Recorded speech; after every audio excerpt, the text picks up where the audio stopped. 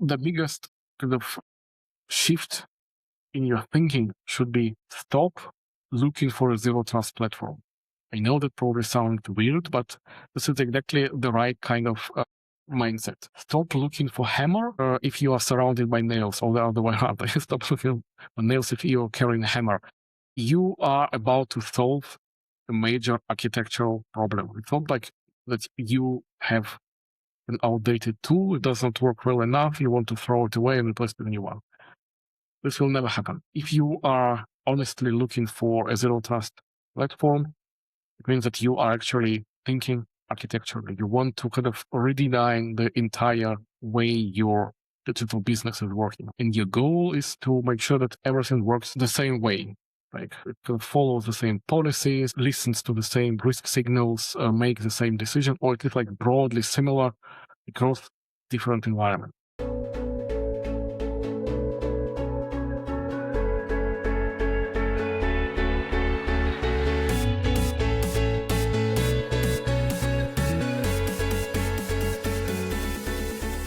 Welcome to the KuppingerCole Analyst chat. I'm your host. My name is Matthias. I'm analyst and advisor with KuppingerCole Analysts.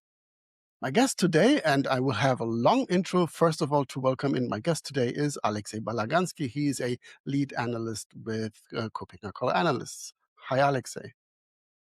Hello, Matthias. It's great to be back. It's great to have you back, and that's, of course, because it's you, and second, because we are actually back with a topic that we started covering earlier this year in January. And we did an episode at an unusual time in our research process, because it was at the starting of the research process. And we talked about the topic, what's behind that, and that you are starting the process of doing, on the one hand, a buyer's compass and a leadership compass in that segment. And at that time, we really discussed an evolution of a market that you expected, that I expected, and that we today want to verify, to test drive now that the reports are finished, done, and published.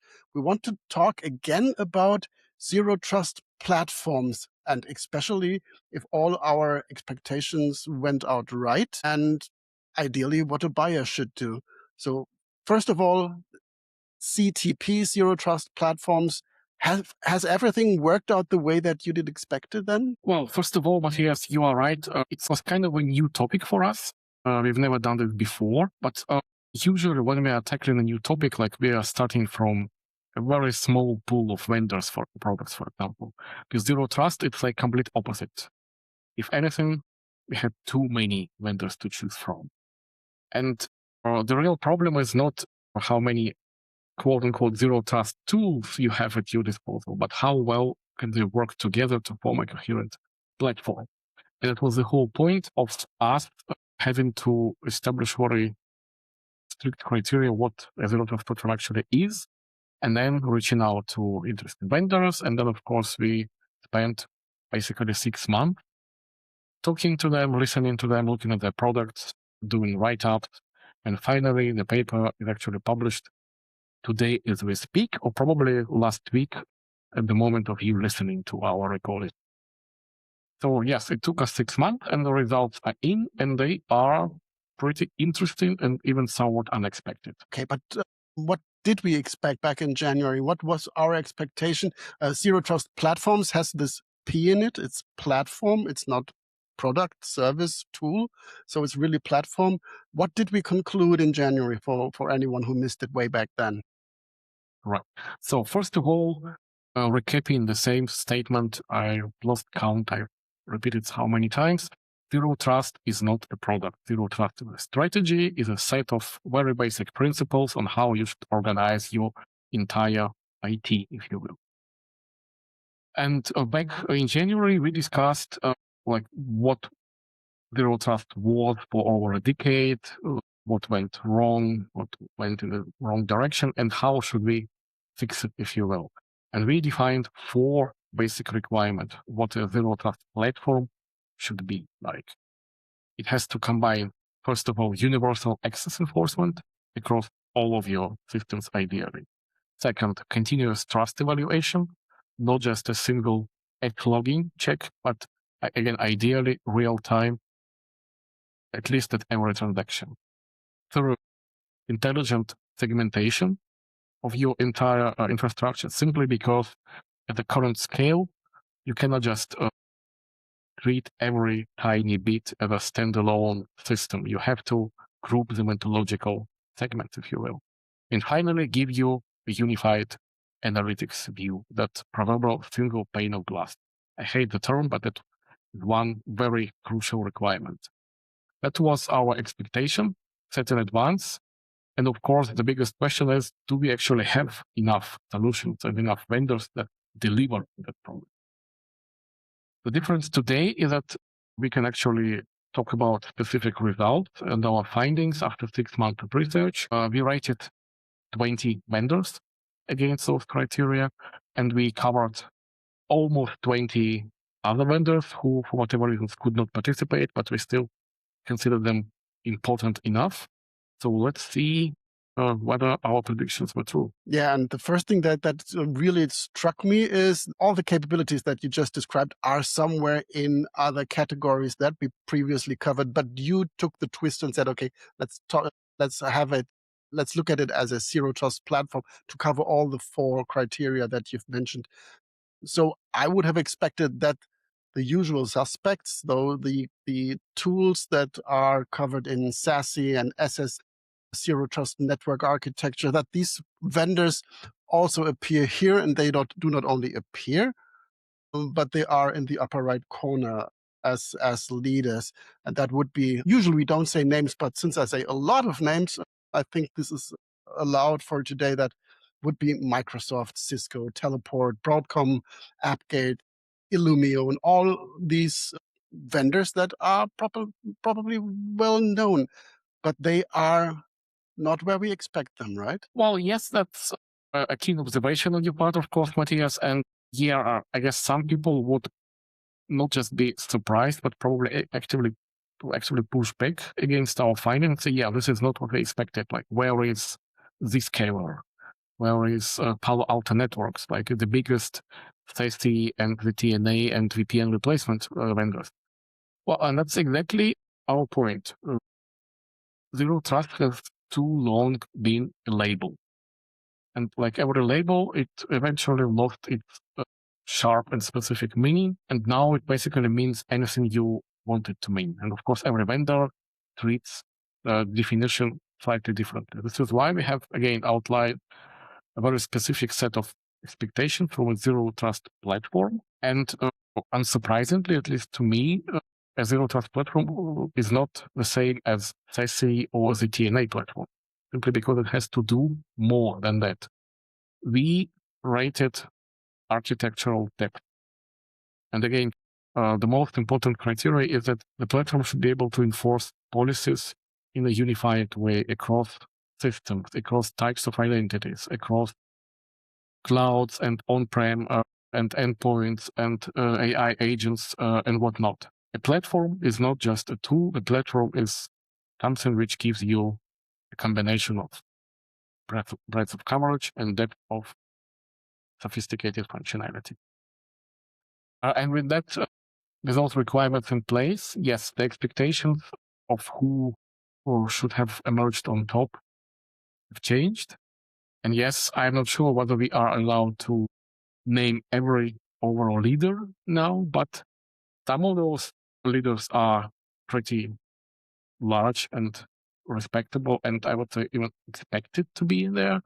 Some are very specific, specialized vendors which only do 1 or 2 things, but exceptionally well, and are able to kind of do the fabric thing, that is to collaborate with partners and other third-party providers to expand their capabilities in a way that it works on a bigger scale, on a larger coverage base, and so on. So yes, the overall leader in our findings was Microsoft. This is probably the only vendor who can deliver both massive scale, pretty wide functional coverage, and, well, respectable market presence. So unsurprisingly, they have emerged as the single highest rated overall leader. But again, in the same list, we have companies which are large, like Broadcom, for example, or Cisco, and also smaller, like Illumio or Netco, or even pretty kind of specialized companies like NetFoundry. They have all been recognized as overall leaders. Does it mean that they are equally big or equally capable or like replaceable in your next procurement decision? No, absolutely not. This is the biggest key takeaway for you in it. You cannot just take a list, pick a random number and decide for that number. You have to actually look behind the labels, understand your challenges, your risks, your requirements, and find the best fitting solution. This is exactly what our research is designed to deliver. And that also goes hand in hand with the way that we apply our research and advisory to understand what is actually the key set of requirements that a customer has, and then to identify the right solution out of these obviously different types of leaders, although they are all leaders. But to go back to that, so a smaller specialist that follows your idea of a platform and combining all these capabilities into a single fabric, a small vendor can outrank a global SASE vendor when they are not implementing and following that platform approach? Well, let me just kind of give you a quick recap of what do we actually do, what we actually do in our research. So what we published today is at the moment of recording this is a combination of two papers. One is the leadership compass. This is our flagship research format where we basically measure the functional capabilities, the rate of innovation, and the market presence of all the vendors we have reached out to and decide who can be recognized as a leader. The companion paper for this is our buyer's compass, which basically tells you exactly how to use the leadership compass to make the right decision. It would give you the different use cases for these types of tools or platforms, outline the key selection criteria, architectural considerations, and even give you some hints on what you should be specifically asking each vendor to understand how well they would fit your requirement. And this is exactly where we come to this major, or you can call it an unexpected twist, or very much expected realization that there is still kind of a gap between what we expect from a zero trust platform versus well they can actually be used and which use cases they can cover. And this is why, again, there is no single solution which can do everything. And even Microsoft's solution has its limitation, even though they're probably smaller than the others. But if you are only looking for a very specific use case, like, for example, embedding zero trust directly into your application layer instead of infrastructure layer, or if you're specifically in a dire need of an air-gapped deployment, and unfortunately, very few vendors actually support that, or if you're specifically targeting non-human identities, and this is another huge gap, and I think which probably was a separate discussion. So my point is, without giving you specific names, that 20 names in the report, or like 9 leaders, does not mean that you have 9 options to choose from, or 20, or even 39 if you count vendors to watch. I mean that we are giving you a guide with a list of rules how to follow it. And it's up to you to understand what is it exactly that you're looking for, and we will support you in making the right decision. You're right. If you need more information, if you have more questions, talk to us. We are happy to help. But this is also the beauty of this tandem of these two documents, the buyer's compass and the leadership compass. One provides you with the insights into the market as detailed as you just described it. And on the other hand, the buyer's compass gives you the right set of questions, the right mindset to deal with these vendors and to ask the questions that are relevant to you yourself, to make sure that you get to the proper solution.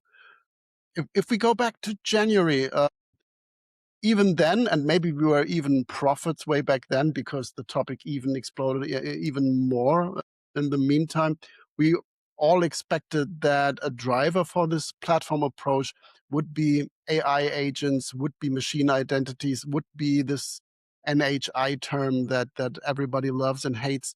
Were we right? Well, again, there is no simple answer to this question. We were right, and I guess everybody is right in a way that, yeah, everybody is now talking about AI as if it's the coolest and the biggest thing in the world, which it probably is for a lot of use cases, but it's definitely not the only thing in the world. And unfortunately, it's not even the thing which the market has already solved. So now that we are looking at the actual findings and can do some calculations and derive some statistics, I can give you some observation. So absolutely, NHI and AI agentic identity are a huge driver. This is what everybody is asking for. The question is, do we already have solutions, or do we already have enough solutions that address those requirements? Well, this is where it becomes complicated. So 80% of the vendors we have analyzed do provide, let's put it secrets for automated workload. Let's not use fancy terms like non-human identities. They are still operating with machine secrets. This is kind of good enough, but only 40% of those vendors can actually provide a certificate-based identity. That's the way how we usually assume real identities operate. It's not just a key, it's not just a secret, it's something more than that. And it usually the industry deals with certificates, right? So only 40% of the solutions can actually do that natively. This is something to be solved in the future, I guess. One other topic we have discussed many times, I believe even in this podcast with some of other analysts, is semantic layer controls. The key word here is intent. Because whenever an agent is acting upon somebody else's request, there is always an intent handed over along with some set of entitlements. And the biggest question is, does the current intent still justify the entitlement or not? This is a hugely complicated topic on its own, both technology-based and kind of from a philosophical perspective. And it is very rare to see not even a turnkey solution for that, but even the vendor talking about it as a roadmap. This is still very much work in very early progress, if you will. Still, the problem, of course, that kind of the long tail of both vendors and customers, they still deal with huge amount of technical debt. We have static secrets, you have long-lived credentials, you have too many permissions issued to agents, and very little oversight over their life cycle. This is something that has to be figured out. We already know how to do it. This is exactly what we are talking about in the buyer's compass, for example. At least how to ask the right questions to figure out whether the vendor can support your use cases. But again, this is not something which you would get out of the box or from every solution. So I guess the biggest problem for me, it's my pet peeve, if you will. Everybody is now kind of narrowing this whole problem down to AI agent security. And it's not just security, it's much more about governance. And it's not just about AI agents, because we have so many other types of non-human identities. And after all, humans are still there. Even if AIs now outnumber us, we are still there. And it's enough to have one rogue human to break your entire AI security, if the AI security is the only thing you now care about. So the marketing is still way ahead of the real architectures. And this is where, again, I have to remind you, stop looking at labels, zero trust to labels. Look for capabilities, look for coverage of your specific requirements. Of course, again, do not just think about access management or security or governance or compliance. Think about everything and try to make sure that you have at least common visibility across all types of identity, not just AI. And I think especially this AI agent, AI identity topic is something where we are also still in parts are lacking standards and interoperability and just common approaches, best practices approaches to deliver there. So the maturity in that area still can grow. But what we expected at least happened. They are dealing with that topic, but at different levels of feature completeness or maturity. But to be fair, although this is a first-time leadership compass / buyers compass, this is nevertheless a mature market because we are looking at vendors who are doing that for quite a while. Where is maturity higher? Where can we say, okay, yeah, these are solutions that are made for creating zero trust security and for creating solutions in that area. Right. I've just recently heard a statement, a motto, if you will, which I think I very much agree with. Somebody told me access is the new identity. Like orange and the new black or something like that. And this is true because, again, kind of identity on its own is, of course, critically important. But it's not the identity on its own that decides what you can do or what you cannot do at this specific moment, at this specific context, and under a combination of very specific conditions. This is where real-time access decision happen, and this is exactly where all these quote-unquote zero-trust platforms are focusing their developments now. Because again, this is a pretty important thing. So continuous authorization is probably like the basic foundation of it. Like if you only do authorization once at login time, this is not zero trust. Avoid those tools like a plague. Continuous authorization is the baseline, and I can report that 75% of vendors we've analyzed do that already. To a different level of granularity and sophistication, but at least they do it. And it's also important to not just kind of do the authorization, but also be able to change that authorization in real time when the signals change. And the biggest question is what kinds of signals you can even connect to your zero trust platform that would influence those policy decisions. Device posture is probably the most common one. If you're accessing some data from your laptop, does your laptop run the latest version of an antivirus? Does it have all the patches? Does it have any open vulnerabilities? Is something suspicious happening from the biometric kind of analysis point of view? Maybe it's not you in front of the keyboard, but somebody else. Or maybe it's even an AI agent impersonating them.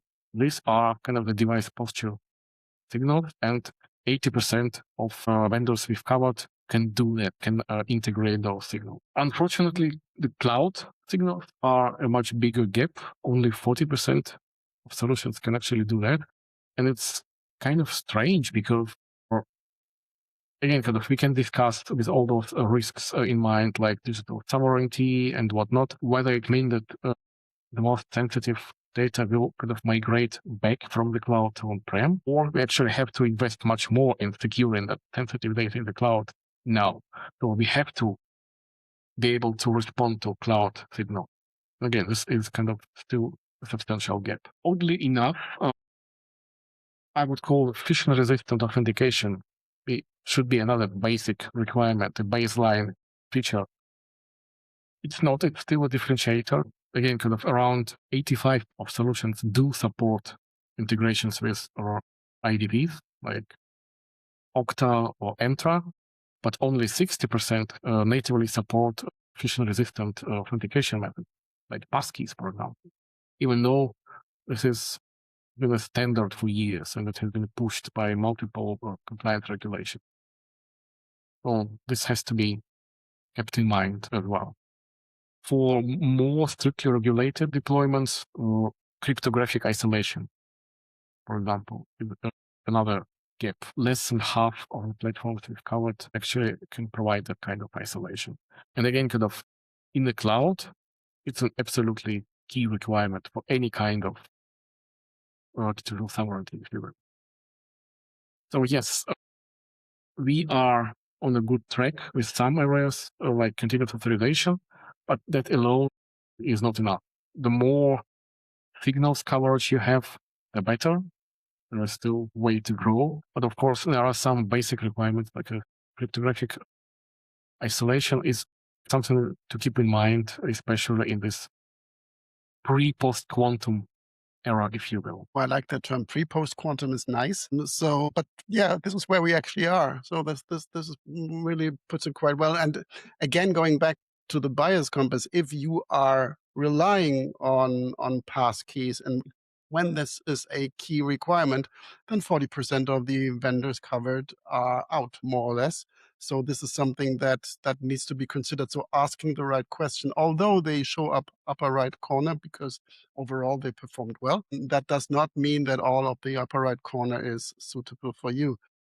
But going back to January, when we discussed that market segment and when we really were not knowing what will happen in the research, now that we know, we suggested or expected or suspected that there might be not a single vendor who actually implements this platform, this, we love that term, fabric approach to get to a solution that rewires capabilities as expected by a customer organization. How did that settle? How does the report settle that? Are there vendors that really have the full picture? Well, I guess kind of their honest response to this question would be, again, it depends. Like, this is our default answer Analyst as answer, analysts, yes. right? The problem, again, is kind of it all depends on how you initially frame your expectations about what a platform even is. Again, I'm not sure if we are allowed to name specific names. There are vendors out there outside of this market segment who call themselves platform vendors, could have built their entire identity around the fact that they have a huge platform of different tools. But if you actually start looking into specific capabilities, you'll find out they actually have maybe 5 platforms or 10 or even more, and they do not actually, or they are not yet fully integrated, because that platform was actually a combination of a dozen of recent acquisitions, and the work to kind of integrate them into a coherent suite of tools is still underway, to say nothing about the real platform. This is why I think KuppingerCole has been pushing this notion of a fabric instead.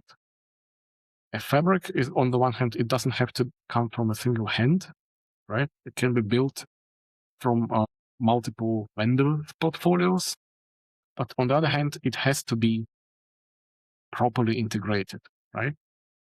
And the question is, can you find a solution in the zero trust platform market which is like the most fabric-like? And yeah, there are some getting close. As we mentioned, kind of Microsoft is getting there because of the sheer breadth of the entire service and product portfolio. They are doing everything. They're doing endpoint security, they're doing cloud, they're doing identity management and whatnot. And they have the ability to combine all those tools in a fairly coherent platform. You also have companies like Broadcom and Cisco who have kind of a similar history. They're just big enough to be able to offer you not just a huge portfolio of tools, but also kind of a sensible, historical, organic, integrated suite or fabric or platform built around, right? There are some smaller companies. Netscope is probably one example of those. Again, kind of they've grown more or less organically, and they have probably not as broad overall coverage, but they do have enough give you kind of a semblance of a platform depending on your expectations. And again, kind of if you go even a little bit deeper, if you are diving into specific use cases, you can argue that there can be again kind of an application layer zero trust platform or intelligent microsegmentation kind of the layer of zero trust platform. Whether you should be able to call them proper platforms, again, that is debatable. This is a terminology discussion which I am always trying to avoid. As I said, stop looking at labels, start looking at capabilities. It's up to you as a potential customer to know what is it that you need. And we can help you answer the question, does the vendor X offer it or not? But yes, kind of, we were half right. The market is not there yet, but the market is growing in the right direction. That would be our simple takeaway from that question. Right, but that also means a change in perspective of the vendors themselves. So not just selling a product, not selling a tool, but understanding that they're providing a set of Lego bricks that can be rewired according to the requirements of individual organizations, and many at the same time, but individually. I think that's also a change of perspective within the vendors. But if somebody is listening to this podcast and he came to that position and say, okay, yeah, there are the big ones, there are the smaller ones, there are the specialized ones, I need to ask the right questions. I am the buyer. Obviously, the market is uneven. Where do I start now that I have your research in hand? Obviously, everything I need is there. How do I start? Well, I guess the biggest kind of shift in your thinking should be stop looking for a zero trust platform. I know that probably sounds weird, but this is exactly the right kind of mindset. Stop looking for hammer if you are surrounded by nails, right? Or the other way around. Stop looking for nails if you are carrying a hammer. You are about to solve a major architectural problem. It's not like that you have an outdated tool, it does not work well enough, you want to throw it away and replace it with a new one. This will never happen. If you are honestly looking for a zero trust platform, it means that you are actually thinking architecturally. You want to kind of redesign the entire way your digital business is working, right? And your goal is to make sure that everything works the same way.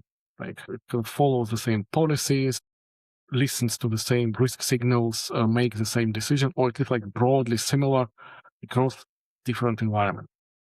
And it's, first of all, obviously you have to decide like which environments you are even going to cover and what outcomes you want to achieve, what are your biggest risks and challenges, or what are your budget limitations and so on. So you have to define an outcome and then you have to kind of build everything around it. What do you want to achieve?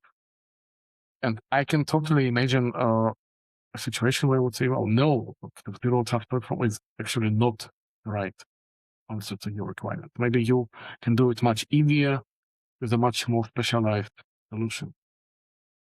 Hooray, the low-hanging fruit problem solved. But what should be your next step? But if you already know, if you already figured out that, yes, you have a very sophisticated and heterogeneous and multi-cloud footprint, and you already have too many security and identity and risk management and whatnot tools, and you want to consolidate them, it's a completely different story, right? Because not only you start designing a new architecture, you somehow have to deal with tons of technical debt. So you have to kind of limit your focus to a set of very specific architectural decisions and try to follow them consistently. So I guess continuous authorization is probably the foundation of that, because again, if you don't have that, the rest is kind of pointless. Because kind of continuous authorization, making each access decision in real time, it's the whole point of zero trust. If you don't have that, it's not zero trust at all. And again, as we figured out earlier, in the age of hybrid multi-clouds and agentic identities and whatnot, any other way is a dead end. It will never work. It will never scale. It will be too dangerous. I remember one slide that I use all the time for years now, since this zero trust hype started, where I tried to explain the basic principles of zero trust. And this is, for me, very simple. These are a few pillars, and it starts with identity that is represented through a device that goes across a hostile network, that then addresses a system, a service, a program, a server, a service to, in the end, get access to data. So on the one hand is the identity, and across all these journeys that they go, in the end, we access data. We have not mentioned data right now. So how important is, for this platform approach, data protection? So the final pillar in this, is this part of the platform? Well, first of all, let me kind of address one word you said before, data, and this again is access. And you're absolutely right, because again, kind of access is the new identity. Identity, while important, is just, again, it's just one of the signals, if you will. It's one of the attributes an access decision should be made. Other attributes in that decision are, of course, risk signals and, of course, the data signals. Because, again, it depends a lot of what exactly it is that you are accessing. Is it sensitive customer data? Is it some kind of explosive type of intellectual property, or is it some test data which expired 10 years ago? That is, by the way, like just one of the signals you can collect from your data. And of course, data security, data lineage, data governance, if you will, this all feeds into all of decisions. But the final thing in every exit decision is actually the verdict. So what do you do when you figure out if that specific actor is actually not authorized to access the specific data? Should you just deny the access? Should you step up the authentication? Should you do something with the existing entitlements? Should you block and start the sirens? There are so many decisions to make, so many outcomes, if you will. And this is also something which a lot of potential customers forget about. And this is, by the way, somewhat unrelated, but like my huge pet peeve is security posture management. Like they usually understand, like we will scan your entire environment and we will give you a list of problems. Fine, but what do I do with that list? How do I act? Like, if you just tell me my house is on fire and I don't have a fire extinguisher, what's the point of telling me? I need to be able to act on those issues. And you're absolutely right. Data protection is one of those things. Like, how do I act? Do I mask or encrypt the data? Do I have to immediately inform or government authorities that there was a data breach, or is there a ransomware attack going on and I have to do something? Should I restore from backups? There are so many things to consider in this. And yes, they all belong to the same architecture, if you will. You cannot just say, okay, we will have an identity management team responsible for zero trust and an AI team responsible for AI data and the operations team responsible for backups. No, it just does not work anymore. I'm not saying that you have to combine them into one team, no, but at least you have to combine them into a single platform, if you will. And the zero trust platform is a good candidate for that. Right. So we are getting close to the end. And for those who made it here, and you should, what would be your suggestions if people are hesitant to read the full buyer's compass, but nevertheless, if they're willing to ask the right questions? So what are 3 recommendations that you would say should be in an RFP in that area? What are the top list candidates for that? Well, I hope you're not asking me to tell specific company names or solution names, because again, they will be very different for every project. But again, if you are talking about like the top considerations, and again, I can totally recommend reading the buyer's compass. It's pretty short, and it's exactly that. It's a list of considerations you have to start with. But I guess the most important points would be, well, first of all, again, I hate to repeat that, but what about non-human identities and AI agents? This is kind of important nowadays. Even if you think that this whole AI is a fad and it will probably burst the bubble really soon. Well, no, not really. Internet wasn't a fad and the automobiles weren't a fad.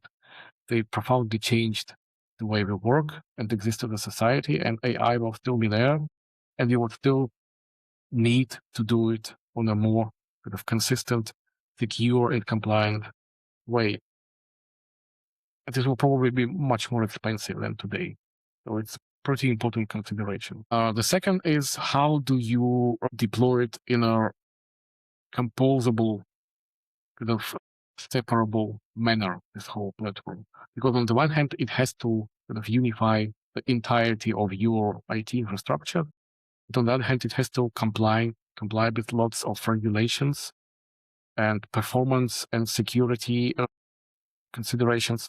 So there has to be a separate control plane, a separate data plane, probably running in a completely different place and isolated, tons of different enforcement points across very different types of systems.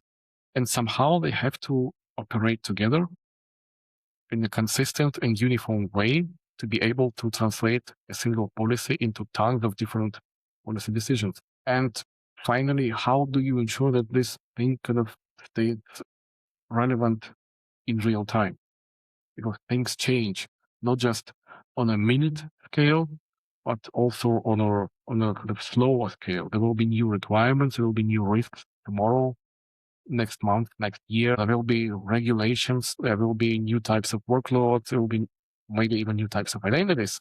You have to be able to adapt. We are talking about different types of agility recently, like cryptographic agility and whatnot. I don't know if zero trust agility is even a thing, but it probably should be at least talked about. Okay, this is the end. So this was an interesting attempt to look at research before it started, which we did in January.